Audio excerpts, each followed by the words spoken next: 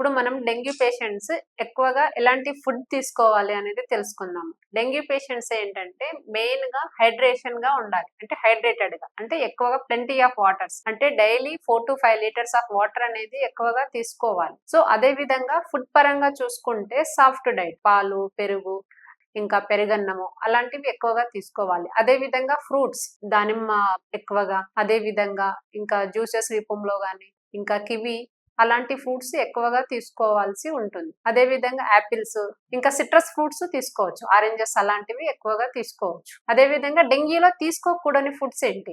Main గా ఏంటంటే non veg అనేది అవాయిడ్ చేయాలి. నాన్ వెజ్ అని ఇప్పుడు చికెన్, మటన్, అదే విధంగా ఫిష్ అలాంటివి కంప్లీట్ గా 1 to 10 days బంద్ చేస్తే మనకి బెటర్ రెస్పాన్స్ అనేది చూస్తాం.